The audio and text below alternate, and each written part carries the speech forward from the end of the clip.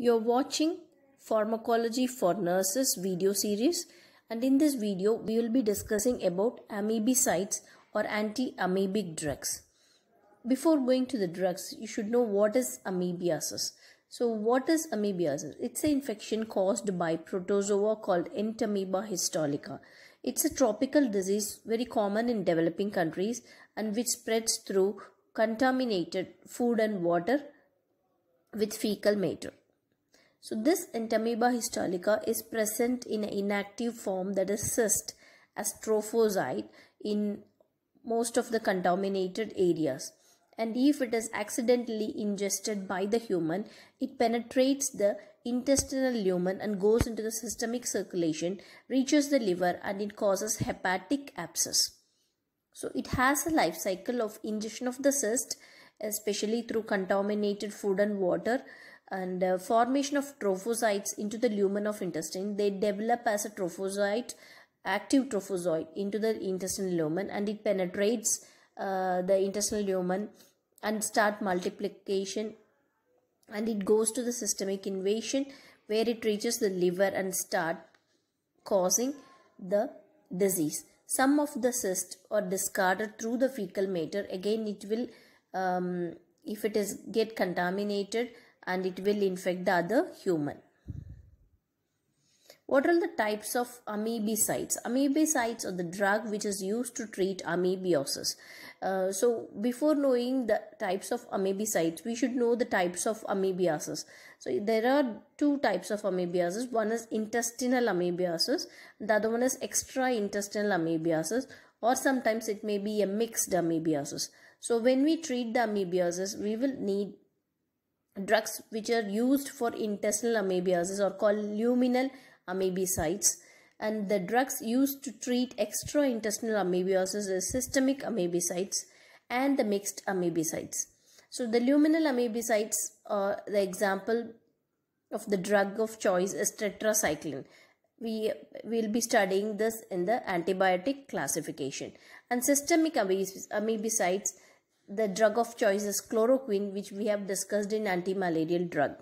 And the mixed amebicides, so or you don't know what is the cause or what type of amebiasis it is, then the doctors prefer the mixed amebicide, which is the best treatment of choice, which is called metronidazole, tinidazole, or ornidazole.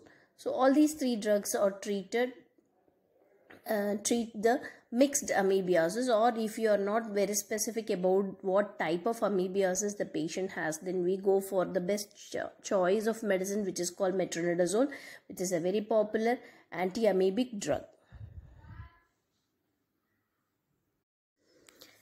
So what is metronidazole? It's a widely used drug used in both intestinal and extra-intestinal amebiasis.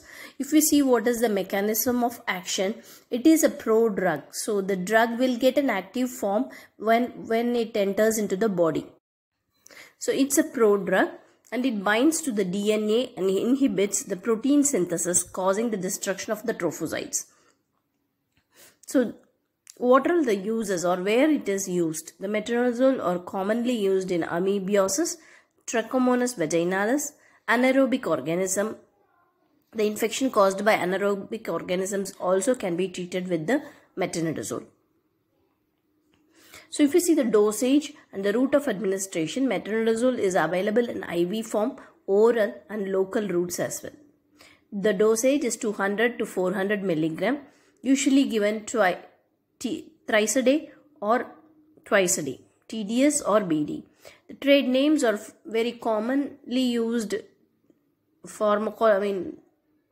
Trade names are Metrogyl and Flagyl.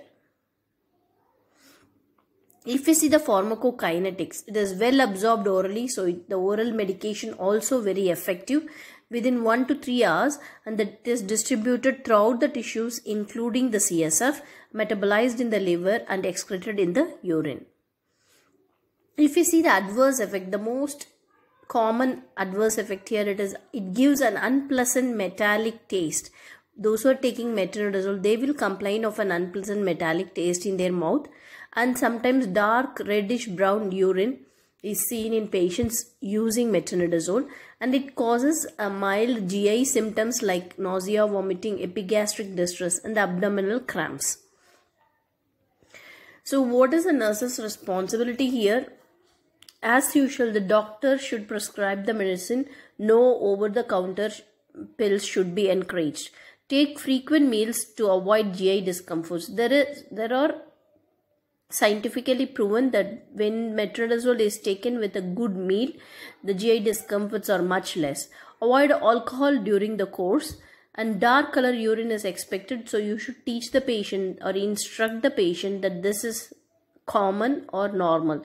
Frequent oral care to avoid the metallic taste. Encourage the patient to brush their teeth frequently so that the metallic taste, which is very discomfort in this situation, can be avoided. Sucking sugarless candies may also reduce this metallic taste.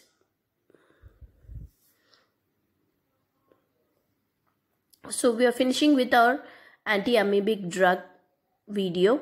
So we have discussed what are the different types of anti-amebicides and especially the metronidazole. Thank you.